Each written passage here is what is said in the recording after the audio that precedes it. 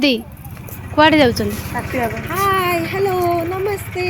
आज रश्मि दीदी उर्फ छोटा डन उर्फ बायणी उर्फ लुसी मैडम कर जन्मदिन सेलिब्रेशन हो तेणु आमे समस्ते एठी एकत्र हो जाइछु। कौठी कौठी कहउनांती?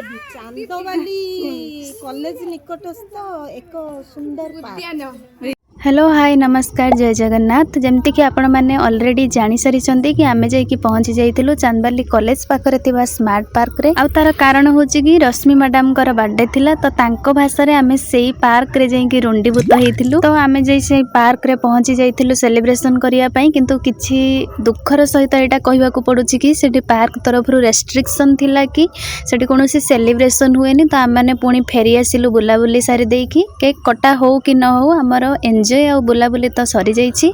तापर आमे बाहर जाइकी केक कटिंग कलु। जेहेतु समस्ते किछि ना किछि काम रे व्यस्त थिले तो सेथि पई आमे आ अन्य कोनोसी जगह को भी जाई पारलुनी केक कटिंग करिवा पई। तो आमे सेठी बाहर सिलेक्ट कर देलु प्लेस जोठी की केक कटिंग कर देलु। आपण माने देखि पारुथिबे तो एठी बर्थडे गर्ल केक काटिकी समस्त को टिके टिके खुआई दउथिले आ निजे मध्य सेही बहाना रे किछि किछि खाई दउथिले। आ ए छोटो झियोटी मध्य हम सेलिब्रेशन रे बहुत मजा नउथिला, ताकू बढ़िया लागुथिला। आ लास्ट रे से भी केक काटेला। तो रश्मि मैडम कर बर्थडे सेलिब्रेशन परे आउ जनकर मध्य बर्थडे सेलिब्रेशन स्टार्ट हे जेतिला। जदिओ एटा रियल बर्थडे नथिला। मते कोना हैप्पी बर्थडे ओनिमा दीदी केबे रोज तो एटा थिला रश्मि दीदी जन्मदिन आमर एक छोट ब्लॉग। जदि आपण मानक भल लगी ताले निहाती लाइक कमेंट एंड सब्सक्राइब करेंगे। रहिली नमस्कार।